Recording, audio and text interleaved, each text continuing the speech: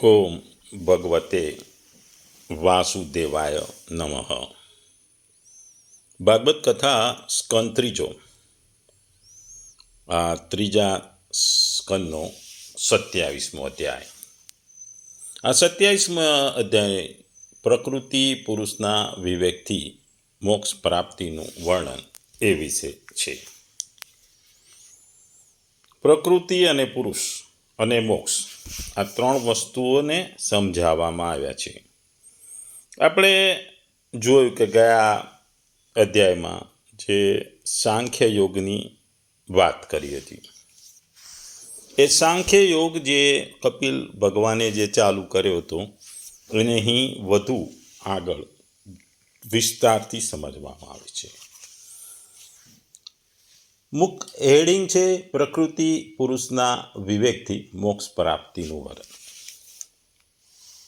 આપણા શાસ્ત્રોમાં મોક્ષનું બહુ મહત્વ છે.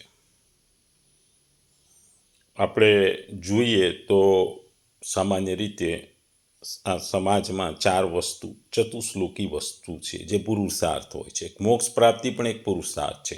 ચાર જાતના પુરુષાર્થ હોય છે: ધર્મ પુરુષાર્થ, અર્થ પુરુષાર્થ, કામ પુરુષાર્થ અને મોક્ષ પુરુષાર્થ.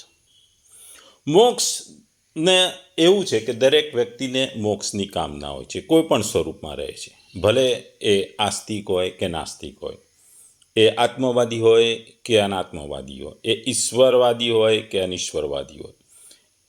મોક્ષનું સ્વરૂપ દરેકના મનમાં અને મતમાં અલગ અલગ છે. મુક્તિનું સ્વરૂપમાં પણ ભિન્નતા છે. દુઃખમાંથી દૂર થવું અને એ પણ ઘણાના મતે મોક્ષ છે. કઈ અવસ્થા છે મોક્ષ, એ દરેકની પોતાના મત છે, ભિન્ન છે.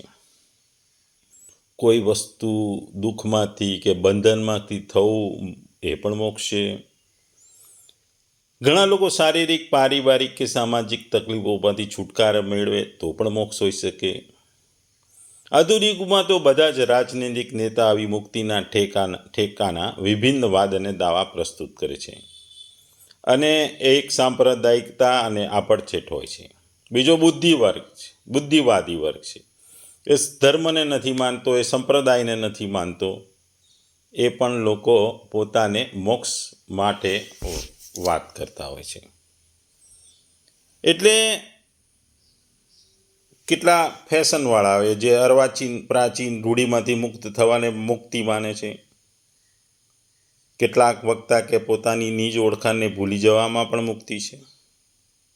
કોઈ પણ બંધનમાંથી છુટકારો એ પણ મુક્તિ છે. મોક્ષ એક ઝંઝટ થઈ ગઈ છે, કારણ કે દરેકને આ મોક્ષ જોઈએ છે. દરેક મુક્ત થવા છીએ છે. ઘણા કહેતા છે, નથી મને સ્વર્ગ જોતું, નથી મને બ્રહ્માની પદી, મારે આ પૃથ્વી પર ચક્રવાટી સમ્રાટ બનવું છે, નથી પાતાળના અધિપતિ બનવું, નથી મને યોગ સિદ્ધિ કોઈ પ્રકારની કામના નથી, મને મોક્ષની કામના છે માત્ર. એટલે સર્વસ્વ છેલ્લે મોક્ષ છે. આ મોક્ષ મેળવવા માટે જે પ્રકૃતિ અને પુરુષની વાત કરવામાં આવી છે, જે આ બેના વિવેકથી જે મોક્ષનો માર્ગ થાય છે, એ આ અધ્યાયમાં વાત થાય છે. અધ્યાયમાં લગભગ 30 જેટલા શ્લોક છે. આ શ્લોક વિશે ડિટેલમાં જાણીએ પહેલાં એક આપણા પ્રાચીન, એટલે ઘણી બાળપણમાં આપણે વાર્તા સાંભળી હતી. એક લંગડો જંગલમાંથી એક શહેરમાંથી બીજે શહેરમાં જતો હતો. રસ્તો ઉબડખાબડ હતો, પથરાળ હતો, કાંટાળો હતો, અને પોતે અપંગ હતો, લંગડો હતો. એટલે એ થાકી ગયો.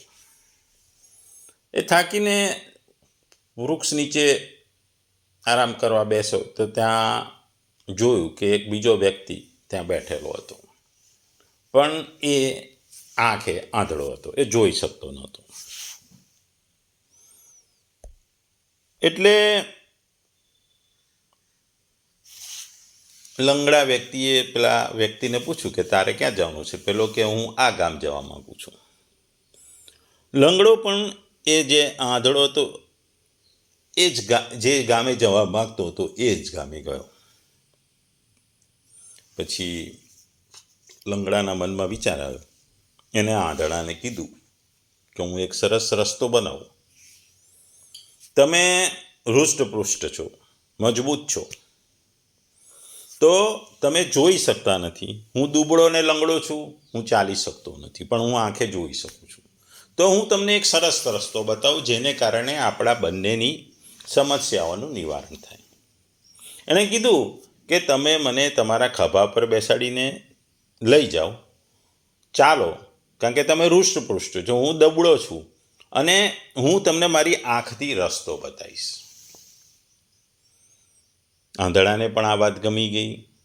એને થયું કે હું જોઈ શકતો નહીં, પણ હું વજન તો ઉચકી શકું છું. એટલે બંને આ સમજૂતી કરી અને પછી એ ચાલ્યા અને ગામમાં પહોંચી ગયા. આ વસ્તુ ઘણા વખત ચાલી. બંનેને એકબીજાની મદદ કરી. બંનેને એકબીજા પ્રત્યે થયું કે આપણે એકબીજા વગર જિંદગી નથી. એટલે બંને આવી રીતે પોતાની જિંદગી ચલાવતા હતા. એક વખત એ લોકો એક ગામમાંથી પસાર થયા હતા. ગામની બહાર એમણે જોયું કે એક ઝાડ નીચે પોટલી પડી હતી.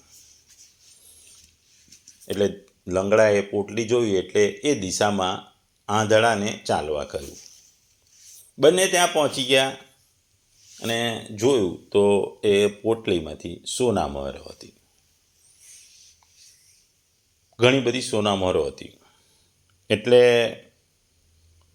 લંગડાએ કીધું કે આ મને મળી છે, એટલે આ મારી સોનામહોર છે.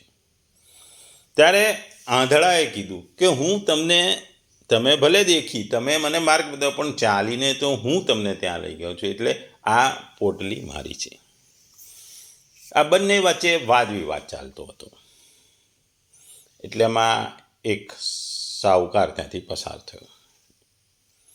આ વાદ વિવાદને જોઈ બંને નક્કી કર્યું કે આપણે સાહુકારને પૂછીએ કે આમાં શું કરવાનું. પછી સાહુકારને બંને જણે વાત કરી. એટલે સાહુકારે કીધું કે આ સોનામહોર પર બંને જણનો ભાગ છે. પેલા એ આંખેથી જોઈ અને તું તારા પગેથી ત્યાં લઈ ગયો, એટલે બંનેની મહેનતથી આ પોટલી તમારા હાથમાં આવી છે. માટે પોટલીના બંનેનો અડધો અડધો ભાગ તમારે હકદાર છે. અને એણે આગળ કીધું કે તમે બે જો સંપથી રહેશો, તમે આવું ભાગ કરશો અડધો અડધો, તો જ તમે જીવી શકો. જો તમે બે ભાગ નહીં કરો અને ઝઘડશો, તમે બે છૂટા પડશો, તો તમારા બેની જિંદગી પહેલાંના જેવી થઈ જશે. અહીં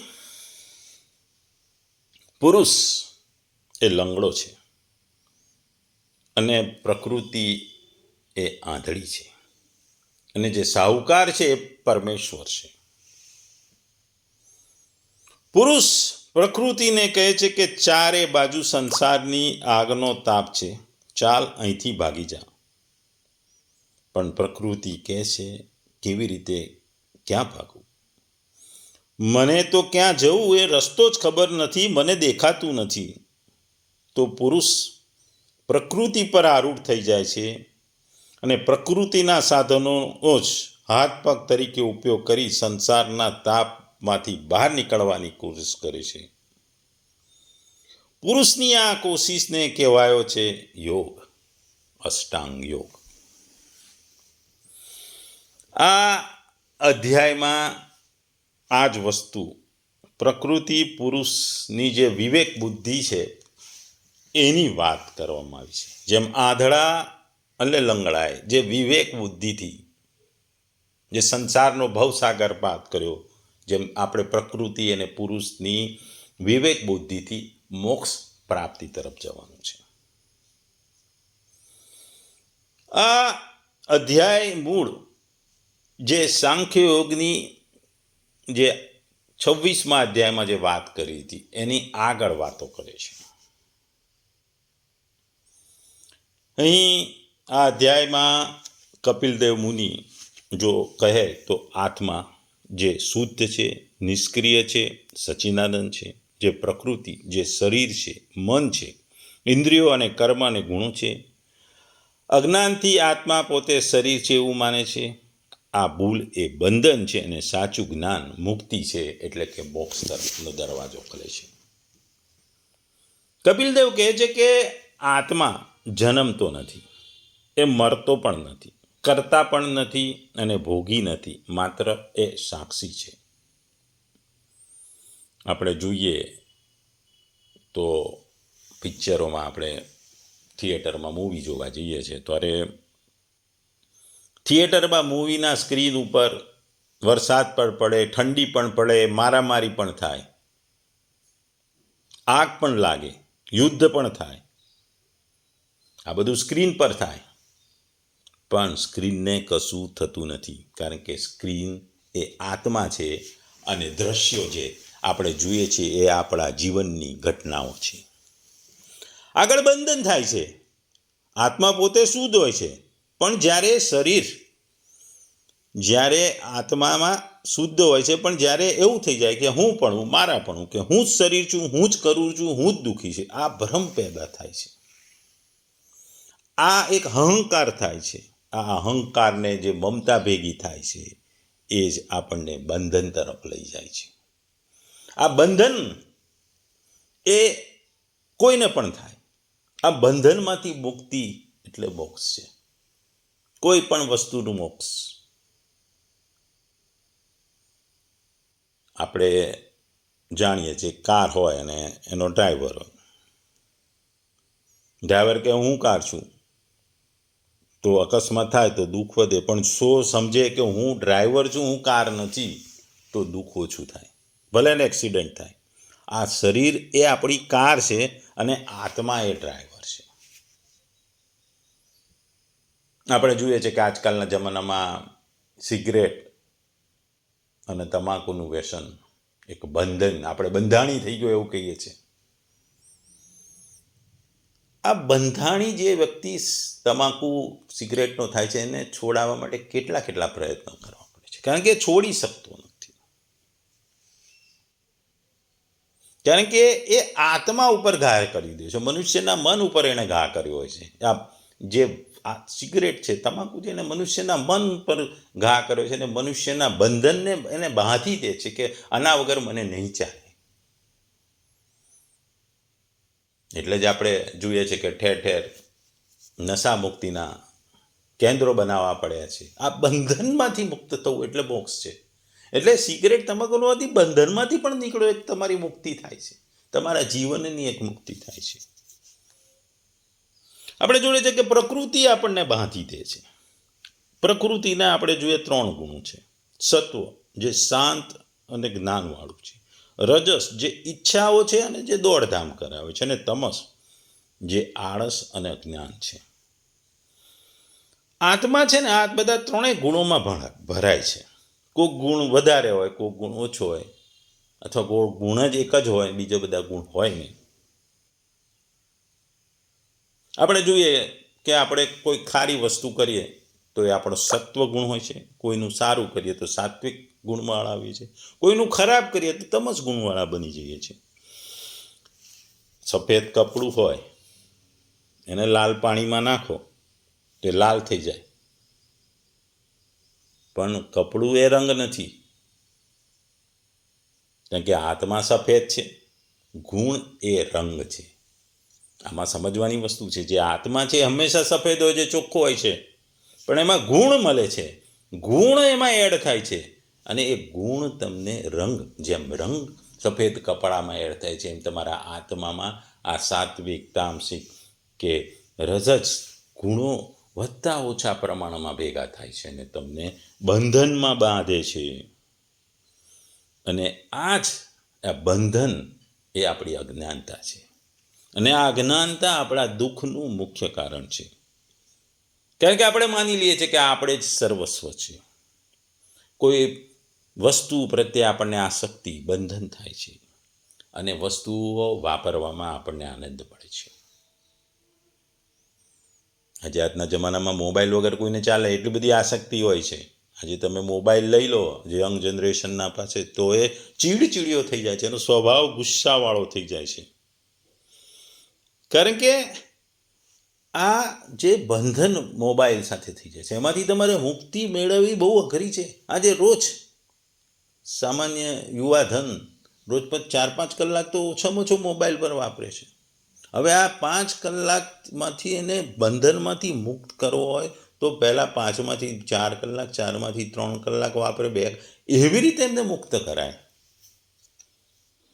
કારણ કે આપણે બંધનથી બંધાઈએ ને, એટલે એ બંધનને છોડવું બહુ અઘરું છે. બંધનમાં બંધાવવું બહુ સરળ છે, પણ બંધનમાંથી મુક્ત થવું હંમેશા અઘરું છે. આપણે જોઈએ, ચોરી કરે, જેલમાં જતો રહે, સરળતાથી જાય છે, પણ જેલમાંથી બહાર નીકળવું એના માટે અઘરું છે. એટલે ભગવાન કપિલદેવ આપણને 3 માર્ગ કહે છે કે જ્ઞાન, જે જ્ઞાન વસ્તુ છે, આત્મા પ્રકૃતિનો આપણને ભેદ સમજાવે છે, પ્રકૃતિ અને પુરુષની વચ્ચેનો ભેદ સમજાવે છે. પછી જ્ઞાન મળવાથી વૈરાગ્ય આવે છે. વૈરાગ્ય એ આપણી આસક્તિ છોડવાની છે. અને પછી કહે છે ભક્તિ કરો અને ભગવાનમાં ચિત્ત લગાવો. આ 3ને મુક્તિ આપે છે. કારણ કે કોઈ પણ વસ્તુમાં મુખ્ય વસ્તુ કપિલદેવ ભગવાન કહે છે કે પ્રકૃતિ જે કામ કરે છે, આત્મા તો માત્ર એને જુએ છે. જો આપણે આ બેઝિક વસ્તુ પ્રકૃતિ કરે છે અને પુરુષ જુએ છે, જો આ સમજાઈ જાય તો ભય જતો રહે, ક્રોધ જાય, આસક્તિ જાય અને શાંતિ આવે. અને શાંતિ આવે એટલે તમે મોક્ષ તરફ ધીરે ધીરે તમે આગળ વધો.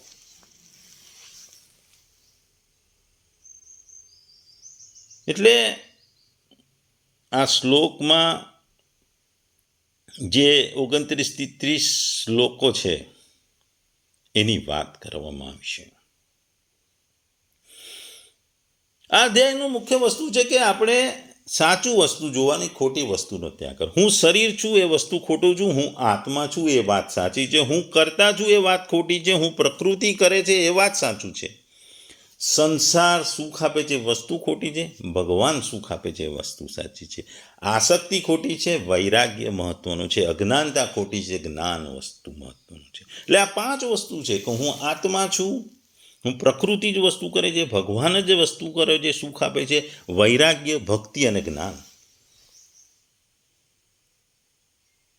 જીવનના બધા દુઃખોમાં જો જોઈએ તો એક જ ગેરસમજ છે, તમે શરીર નથી. જો આ સમજાઈ જાય તો તમામની જિંદગીમાંથી ભય, ક્રોધ, સ્ટ્રેસ બધું દૂર થઈ જાય. આ અધ્યાય મોક્ષની વાત કરે છે. જેમ કીધું કે મોક્ષ, દરેક જાતનો લોકોને મોક્ષ લેવો હોય છે અને મોક્ષની પરિભાષા અલગ અલગ હોય છે, વૈરાગ્યની ભાષાઓ અલગ હોય છે. કારણ કે દરેકને મોક્ષ પ્રાપ્તિ કરવી પડે છે. એટલે મોક્ષ માટે ભગવાન 2 વસ્તુ જે મુખ્ય વિષય છે, પ્રકૃતિ અને પુરુષ, એના બંધનની વાત કરે છે. કે જીવાત્મા એટલે પુરુષ અને પ્રકૃતિ એ માયાનું બંધન થાય છે અને આ માયાનું બંધન તમને બાંધી રાખે છે. અને આ માયાના બંધનમાંથી તમારો જે પ્રકૃતિ અને પુરુષનું બંધન છે એમાંથી તમારે નીકળવાનું હોય છે. જો આ બંધનમાંથી મુક્ત થાવ તો જ તમને મોક્ષ તરફ જવાય. આપણે જોઈએ કે લોખંડ ચુંબક પાસે આવે તો ખેંચાઈ જાય, પણ વાસ્તવમાં લોખંડ અને ચુંબક બંને જુદા હોય છે. જેમ જીવાત્મા એટલે કે પુરુષ અને પ્રકૃતિ જુદા હોય છે પણ સંગને કારણે બંધાય છે, એમ લોખંડ અને ચુંબક પણ સંગને કારણે એકબીજા તરફ આકર્ષાય છે. જેમ આપણે આંધળા અને લંગડાની વાર્તા જોઈ. ભક્તિ દ્વારા મુક્તિ લેવાની હોય છે. ભક્તિ કેવી કરવાની? અહેતુક, કોઈ પણ સ્વાર્થ વગરની, અવ્યહત, નિરંતર, અખંડ, અપ્રતિહત, એટલે કોઈ પણ અવરોધ સહન ન કરે. આપણે જોઈએ કે નદી સામાન્ય રીતે સમુદ્ર તરફ જતી હોય અને સમુદ્રને મળે છે, પછી ભલે ને રસ્તામાં પહાડ આવે કે રસ્તામાં ખાડા ટેકરા આવે કે ઉબડ ખાબડ આવે, પણ પ્રકૃતિનો નિયમ છે કે નદી સમુદ્ર તરફ વહે અને સમુદ્રને મળે. એટલે ભક્તિ દ્વારા મુક્તિ કરે, પછી સદગુણોની પ્રાપ્તિ કરવી પડે. ભક્તિ આપણે આવા ગુણ ના આવે. મનની શાંતિ જોઈએ, ઇન્દ્રિયોનું દમ એટલે નિયંત્રણ જોઈએ, સહનશીલતા જોઈએ અને વૈરાગ્ય, વિષયોથી વિરક્તિ. જો આ વસ્તુઓ 4 આવી જાય એટલે ભક્તિ, સદગુણો થાય ને સદગુણોથી તમે ભક્તિ તરફ થા. આપણે જોઈએ કે સવાર પડે એટલે અજવાળું થાય, સૂર્ય ઉગે એટલે અજવાળું થાય. એમ જો તમે ભક્તિ કરો તો તમારા દોષોનો આપમેળે નાશ થઈ જાય છે. પછી ભગવાન કહે છે સત્સંગ. સત્સંગ એટલે શું? સત્સંગ કરવાથી શું થાય? સત્સંગ એટલે કે ભગવાનની કથા સાંભળવી, ભગવાનના ગીતો ગાવાના, પ્રભુના નામનું રટણ કરવું, કોઈ ગુરુ પાસે જઈને એ જ્ઞાન લેવું. આ જ્ઞાન છે નામ, જાપ, તપ અને નામ કરો, ભગવાનના નામનું જપ કરો, નામ લો, જપ લો, તપ કરો, સત્સંગ કરો, ગુરુની પાસે જઈને જ્ઞાન મેળવો. આ બધું કરવાથી તમને મોક્ષ તરફ તમે જાઓ છો. એટલે મોક્ષ પ્રાપ્તિ છેલ્લું લક્ષ્ય છે. એના માટે તમારે શું કરવું પડે કે પગલાઓ ભરવા પડે. પહેલું પગલું છે કે સાંભળવું એટલે શ્રવણ કરવું, કીર્તન એટલે ગાવું, સ્મરણ કરવું એટલે યાદ કરવું, પાદ સેવન એટલે ચરણ સેવા કરવી, પૂજા કરવી એટલે અર્ચન કરવું, નમસ્કાર કરવા, વંદન કરવા, સેવા કરવી એટલે દાસ્ય ભાવ લાવો, મિત્રતા કરવી એટલે સખ્ય ભાવ લાવો અને આત્મનિવેદન, પોતાને આત્મ સમર્પણ કરવું. આ 9 વસ્તુઓ કરો તો તમે ભક્તિથી ભગવાન સુધી પહોંચો. અને ભગવાન એટલે મોક્ષની પ્રાપ્તિ. તમે સીડી હોય તો સીડીના પહેલા પગથિયાથી છેલ્લા પગથિયા સીધે પહોંચી જ ના શકો. એમાં 1 બાય 1 પગલાં વધો તો સીડી ઉપર ચડી શકો. અને બીજી વસ્તુ ભક્તિથી વૈરાગ્ય. વૈરાગ્ય કોણ કરે? સાચો વૈરાગી કોણ? જે દેહને અનિત્ય જાણે, જે આત્માને શાશ્વત સમજે અને જે વિષયમાં સુખ દુઃખ ના જોવે. વિષયમાં સુખમાં કે દુઃખ જોવે એ બધું, એ વસ્તુ વૈરાગ્ય પ્રાપ્તિ છે. સોનાને અગ્નિમાં મૂકો તો મેલ નીકળી જાય, પણ શુદ્ધ સોનું બાકી રહે. તેમ વૈરાગ્યથી દેહનું અભિમાન જતું રહે, શુદ્ધ આત્મજ્ઞાન પ્રાપ્ત થાય અને તમે આત્મજ્ઞાન પ્રાપ્ત થતાં તમે મોક્ષ તરફ જતા હો. આ અધ્યાય આપણને માત્ર આધ્યાત્મિક શાસ્ત્ર જ્ઞાન નથી આપતું, નિષ્કામ ભક્તિથી પણ સાચી મુક્તિ મળે છે એની વાત કરે છે. ભક્તિથી જ્ઞાન, વૈરાગ્ય, મોક્ષ બધું પ્રાપ્ત થાય છે.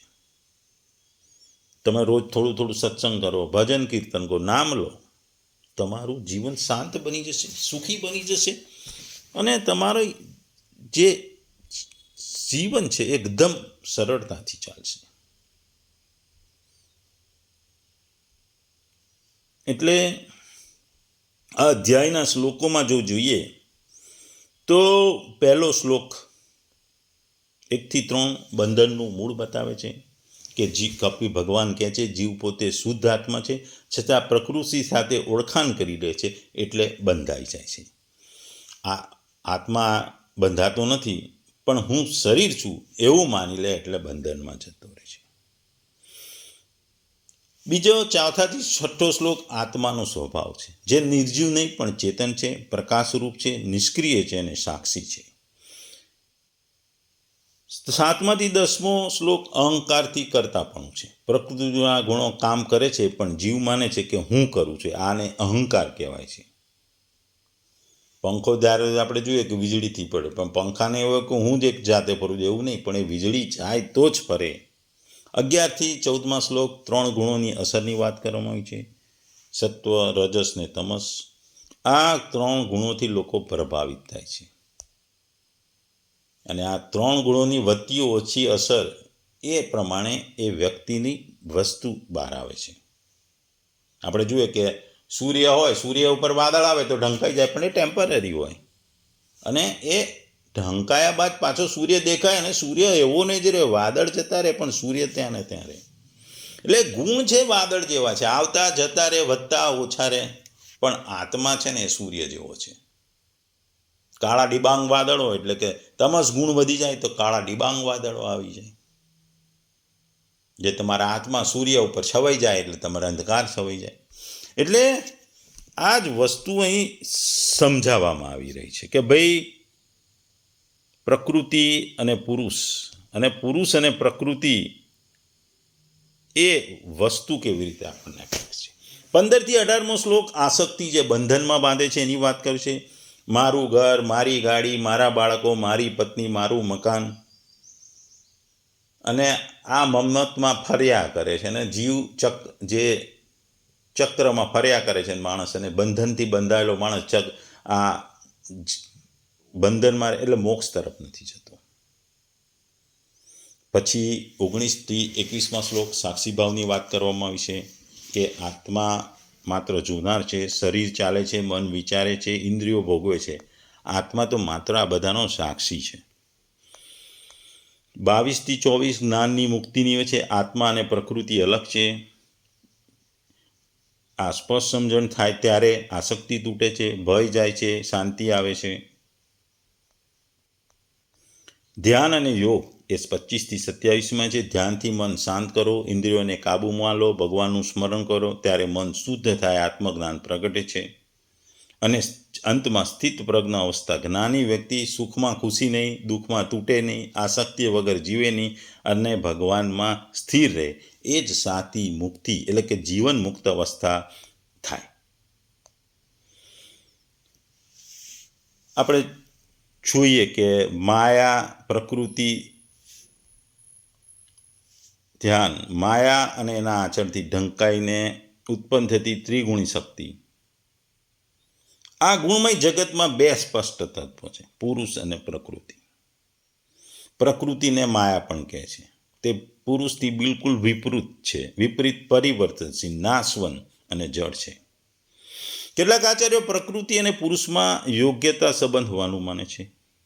કેટલાકનું કહેવું છે વાસ્તવમાં પ્રકૃતિ પુરુષની શક્તિ છે, તેની અલગ સત્તા નથી. મત્સ્યેન્દ્રનાથે શક્તિ અને શિવ, પ્રકૃતિ અને પુરુષને અભિન્ન બતાવ્યો હતો.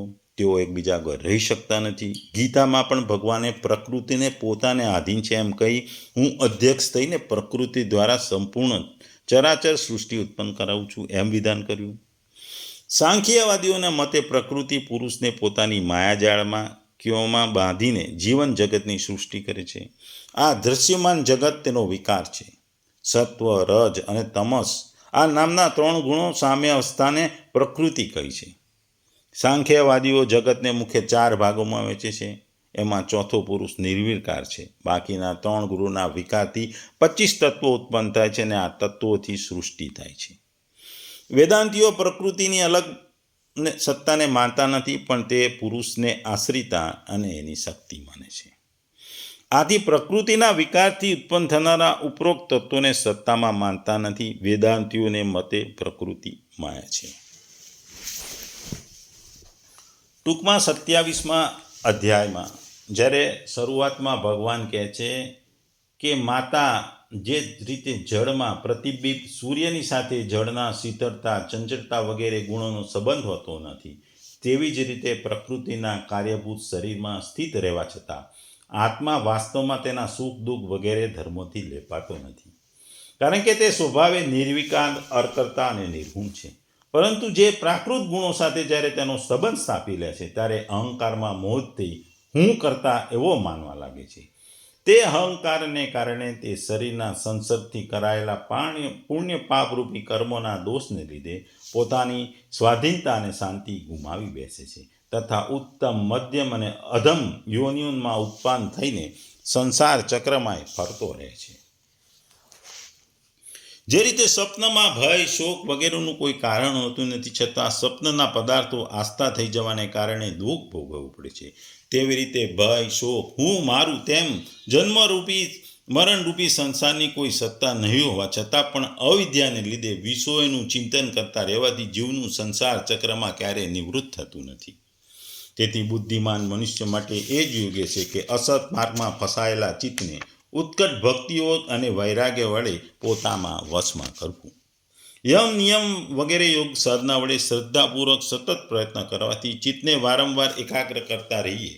મારામાં સાચો ભાવ રાખવાથી, મારી કથાનું શ્રવણ કરવાથી, સૌ પ્રાણીઓમાં સમભાવ રાખવાથી, કોઈની સાથે વેર નહીં કરવાથી, આસક્તિ, ત્યાગ, બ્રહ્મચર્ય, મૌન વ્રત અને પ્રબળ સ્વધર્મના પાલનથી જેની એવી સ્થિતિ પ્રાપ્ત થઈ ગઈ છે કે પ્રારબ્ધ મુજબ જે કંઈ મળી રહે તેમાં સંતુષ્ટ રહે, પરિમિત ભોજન કરે, હંમેશા એકાંતમાં રહે, સ્વભાવે શાંત રહે, સૌનો મિત્ર, દયાળુ અને ધૈર્યવાન રહે, પ્રકૃતિ અને પુરુષના વાસ્તવિક સ્વરૂપના અનુભવને પ્રાપ્ત થયેલા તત્વજ્ઞાન કારણે પતિ, પુત્ર વગેરે સંબંધીઓ સમેત આ શરીરમાં હું મારાપણાનો મિથ્યા અભાવને આગ્રહ કરતો નથી.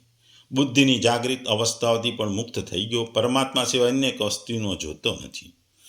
જે રીતે જળમાં પડેલા સૂર્ય પ્રતિબિંબને દિવાલ પર પડેલા પડછાયાના સંબંધથી જોઈ શકાય છે અને જળમાં દેખાનારા પ્રતિબિંબથી આકાશમાં રહેલા સૂર્યનું જ્ઞાન થાય છે, એવી જ રીતે વૈકારિક સત્વ, રજસ, તમ ભેદથી 3 પ્રકારનો અહંકાર શરીર, ઇન્દ્રિયો અને મનમાં રહેલા પોતાના પ્રતિબિંબોથી લક્ષિત થાય છે અને પછી સત પરમાત્માના પ્રતિબિંબથી યુક્ત અહંકાર વડે સત્ય જ્ઞાન સ્વરૂપ પરમાત્માનું દર્શન થાય છે, જે સુષુપ્તિ વેળાએ નિંદ્રા, શબ્દ વગેરે ભૂતો, ઇન્દ્રિયો, મન, બુદ્ધિ વગેરે અવ્યાકૃતમાં લીન થઈ જવાને પોતે જાગ્રત રહે, જેને સવરંતા અહંકાર રહે છે.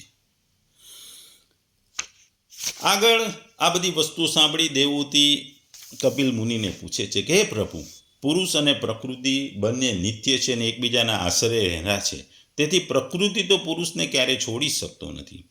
હે ભગવાન, જે રીતે ઘન અને પૃથ્વીની તથા રસ અને જળની અલગ અલગ સ્થિતિ હોઈ શકી રહે, તેવી જ રીતે પુરુષ અને પ્રકૃતિ પણ એકબીજાને છોડી શકતા નથી. તેથી જેમના આશ્રયથી અકર્તા પુરુષને આ કર્મબંધન પ્રાપ્ત થયું છે, તે પ્રકૃતિ ગુણો રહે ત્યાં સુધી કૈવલ્યપદ કેવી રીતે પ્રાપ્ત થાય? તત્વનો વિચાર કરવાથી જ જો ક્યારેક સંસાર બંધનના તીવ્ર ભયનું નિવારણ પણ થઈ જાય તો પણ નિમિત્તભૂત પ્રાકૃત ગુણોનો અભાવ નહીં થવાને લીધે ભય ફરીથી પાછો ઉપસ્થિત થઈ જાય છે. આ પ્રશ્નના જવાબમાં કપિલ મુનિ ભગવાન કહે છે કે માં જે રીતે અગ્નિથી ઉત્પન્ન થયેલું સ્થાન એવી અરણી પોતાના જ ઉત્પન્ન થયેલા અગ્નિથી બળીને ભસ્મ થઈ જાય છે, એવી જ રીતે સ્વધર્મના નિષ્કામ ભાવે કરેલા પાલન એટલે કે આચરણ થકી અંતસ્કરણ શુદ્ધ થવાથી દીર્ઘકાળ સુધી ભગવત કથાના શ્રવણ વડે પુષ્ટ થયેલી મારી ઉત્કટ ભક્તિ, તત્વનો સાક્ષાત્કાર કરવા, જ્ઞાનથી પ્રબળ વૈરાગ્ય, વ્રત વગેરે નિયમ સહિત ધ્યાન અભ્યાસથી ચિત્તની એકાગ્રતાથી પુરુષ પ્રકૃતિ રાત દિવસ ક્ષીણ થતી થતી ધીરે લય પામી જાય છે. પછી દરરોજ દોષ દેવાથી ભોગવીને ત્યજી દીધેલી તે પ્રકૃતિ પોતાના સ્વરૂપમાં સ્થિત અને સ્વતંત્ર બંધન મુક્ત થયેલા તે પુરુષને કોઈ હાનિ પહોંચાડતી નથી. જેમ સૂતેલા મનુષ્યએ સ્વપ્નમાં કેટલાક અનર્થોનો અનુભવ કરવો પડે છે, પરંતુ જ્યારે જાગી જાય પછી તે સ્વપ્નમાં તે અનુભવની કોઈ પણ પ્રકારનો મોહ થતો નથી, તેવી જ રીતે જેને તત્વજ્ઞાન થઈ ગયું છે અને જે નિરંતર મારામાં મન પરોવેલું રાખે છે, તે આત્મારામ મુનિનું પ્રકૃતિને કશું જ નુકસાન કરી શકતી નથી. જ્યારે મનુષ્ય અનેક જન્મોના દીર્ઘકાળ સુધી આ રીતે આત્મચિંતનમાં નિમગ્ન રહે ત્યારે તે બ્રહ્મલોક પર્યંત સર્વ પ્રકારના ભોગોમાંથી વૈરાગ્ય થઈ જાય છે. મારો તો તે ધૈર્યવાન ભક્તિ મારી મહાકૃપાથી તત્વજ્ઞાન પ્રાપ્ત કરી આત્માના અનુભવ થકી તમામ સંશયોમાંથી મુક્ત થઈ જાય છે. પછી લિંગ શરીરનો નાશ થતાં મારા જ આશ્રય રહેલા પોતાના સ્વરૂપભૂત કૈવલ્ય નામક મંગળમય પદને સહેજ કરીને સહજતાથી પ્રાપ્ત કરી લે છે કે જ્યાં પહોંચવાની યોગી ફરી પાછો વળીને જોતો આવતો નથી. હે માતા, યોગીનું ચિત્ત યોગ સાધનામાંની વૃદ્ધિ પામેલા અણિમા વગેરે માયામય સિદ્ધિઓમાં કે જેમનું પ્રાપ્તિનું યોગ સિવાય અન્ય કોઈ સાધન નથી, તેમ જો ફસાતો નથી, તે મારા અવિનાશી પરમપ્રદને પાપ કરી લે છે, જ્યાં મૃત્યુનું કશું ઉપજતું નથી. ટૂંકમાં જે 2 અધ્યાયથી સાંખ્ય યોગની કપિલ મુનિએ વાત કરી હતી અને પોતે પોતાના માતાને આ સાંખ્ય યોગની વાતો કહે છે. આ સાંખ્ય યોગ દ્વારા કપિલ મુનિ મોક્ષની પ્રાપ્તિ, પ્રકૃતિ અને પુરુષ આ બેની કસમકસમાં તમારે મોક્ષ કેવી રીતે પ્રાપ્ત કરો એની વાત કરે છે. મૂળ વસ્તુ છે બંધનમાંથી મુક્તિ લેવી પડે. હું પણ મારાપણમાંથી તમારે બહાર નીકળવું પડે, ભક્તિ કરવી પડે, વૈરાગ્ય લેવું પડે, અને આ બધી વસ્તુઓ સ્ટેપ બાય સ્ટેપ કરો તો મોક્ષની પ્રાપ્તિ થાય. મોક્ષ એ મુક્તિ, કોઈ પણ વસ્તુમાંથી મુક્તિ એ દરેક વ્યક્તિનું જીવનનું મોટું ધ્યેય હોય છે. પછી એ દેવામાંથી મુક્તિ મેળવતો હોય કે પછી એ સંસારમાંથી મુક્તિ મેળવવા માંગતો હોય કે કોઈ પણ દુઃખોમાંથી, એ જ આ વસ્તુ છે.